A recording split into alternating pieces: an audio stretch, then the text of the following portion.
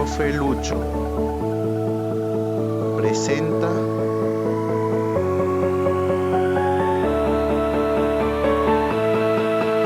movimiento rectilíneo uniforme. Muy buenos días, les habla el profe Lucho. Hoy vamos a hablar sobre movimiento rectilíneo uniforme. Esta es una de las leyes de la física, la cual tiene la siguiente definición. El movimiento rectilíneo uniforme se caracteriza por ser un movimiento en línea recta, es decir, en el plano horizontal con velocidad y aceleración constante. De eso se trata el movimiento rectilíneo uniforme. Las características que tiene este movimiento es: 1. Siempre va a ser en línea recta. 2.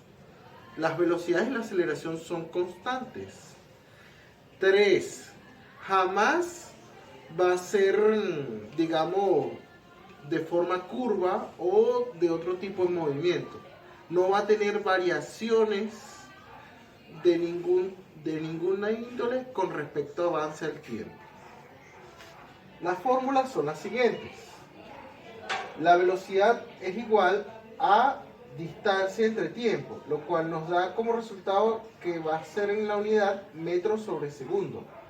Distancia es igual a velocidad por el tiempo, lo cual nos va a dar en metros. El tiempo es igual a la distancia entre la velocidad, lo cual nos da en segundos. La aceleración es igual a la distancia entre el tiempo al cuadrado o también a la velocidad entre el tiempo, lo cual nos va a dar en metros sobre segundo cuadrado, que es la unidad de la aceleración. Tenemos otras dos de distancia, que una sería aceleración por el tiempo al cuadrado entre 2 y velocidad inicial por el tiempo más la aceleración por el tiempo al cuadrado entre 2. Ambas nos van a dar en metros. Le vamos a colocar aquí un pequeño ejemplo de cómo se realiza un problema de movimiento rectilíneo uniforme. Los problemas del movimiento rectilíneo uniforme tienen una característica. Siempre le van a colocar el enunciado. Es decir, aquí es bastante importante saber interpretar el problema y saber qué es lo que te van a pedir en dicho problema para poder realizarlo y efectuarlo de una mejor manera.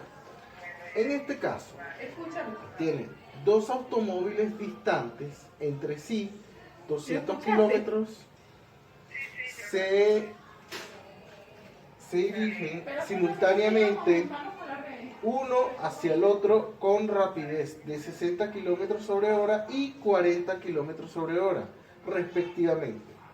¿Dónde y cuándo se cruzan?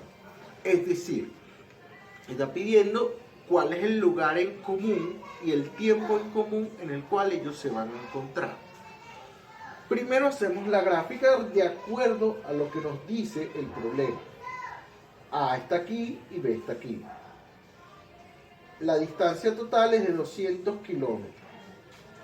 A va a avanzar un cierto tiempo y B va a avanzar otro cierto fragmento de la distancia. Pero la suma de ambas va a dar el total de la distancia, que es 200. En este caso, lo planteamos de la siguiente manera. La distancia de A va a ser igual a 60 kilómetros sobre hora por el tiempo. La distancia de B, que es 200, porque recuerda que está partiendo desde el otro extremo, va a ser 200 menos la distancia de A, que es lo que habrá recorrido B. Va a ser igual a 40 kilómetros sobre hora por tiempo. Yo las determiné aquí como ecuación 1 y ecuación 2. Aquí voy a sustituir 1 en 2, es decir, lo que me dice la ecuación A la voy a sustituir aquí. Es decir, va a ser 200 menos 60 por el tiempo, va a ser igual a 40 por el tiempo.